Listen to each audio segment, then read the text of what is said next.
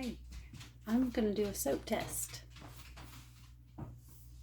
And I want you to watch because we're going to test different types of soap. We're going to test a soap with a tea in it, which is high in tannins, which is my Uwari Rose soap. This one, Gardenia soap. So this is a coconut milk soap. This one is Spa Worthy. So this one is a goat milk soap. This one is Lego soap. So it is no extra special ingredient, just the oils and water for the liquid. And this is an avocado soap. So the avocado acts like a sugar in a lot of ways. So let's test it. Let's get with it. Let's start with the rose soap. And what I'm looking for is bubbles. So you can tell, let's just compare the bubbles, okay? What I'm doing is I'm comparing bubbles. And this might seem weird, but this is, okay, so a tea soap is my favorite. I started with it. It makes pretty bubbles. It's like really soft and silky is a good way to describe it. It's not creamy, it's really soft and silky. And you can see the longer you rub it, the more little tight bubbles you get. Okay? So that's a tea soap. It's definitely one of my favorites. Okay, this is the Lego soap. So there's no special anything other than just the oils, you know. It's made with water. So it makes bubbles. It makes good bubbles because I have a good recipe, but it's also looser bubbles. It's not as dense. It does continue to make bubbles because, like I said, I have a really good recipe. I have a bubbly recipe because if you can't tell, it's all about the bubble, baby. It is. So it's just, it feels different. It just feels like regular soap bubbles. There's a difference. That feels silky. This feels like just a normal bubbly experience, okay? Still have a lot of soap in my hands.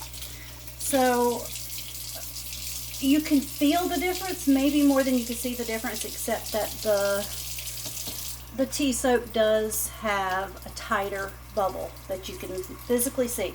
Okay, this one is coconut milk. Yeah, this is coconut milk soap, which I also really like coconut milk soaps more than goat milk. And you can see I really don't put that much, but can you see the difference in the bubbles already? Can you see how much more, just like that fast? Anything that's high in sugar makes awesome bubbles. So a coconut milk soap is really high in bubbles, but not as creamy feeling as a goat milk soap. If you're really into the super creamy feeling versus the big bubble, goat milk soap. This is Spa Worthy. And it makes big bubbles, but for whatever reason, it's just a creamier, silkier, creamy. Creamy's a good word. This is actually, I think, the honeysuckle. I think I had it mislabeled. It smells like honeysuckle, which is a tea soap, and it feels like the tea soap. I think I actually had it mislabeled. It's just a sample anyway, but whatever. This is definitely honeysuckle. Yes, it's the tight, same bubble, and it smells like honeysuckle. So that I didn't even have a goat milk soap. I just had it mislabeled. Oh well. Anyway, so yeah, that was a tea soap too, and it did feel just like a tea soap. It has honeysuckle tea in it. Alright, and this is the avocado face, which is like a super creamy, rich soap, because avocado is awesome in a soap. This is a face soap actually, because it's also really good for your face, and it didn't strip the oils and all that good stuff.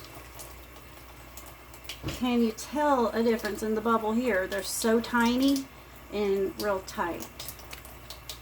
And it's not quite as bubbly as like the milk soaps, but it is a really tight bubble. And the only one I didn't show you was the goat milk soap, because I thought that I had it out, but it is very similar to the coconut milk soap.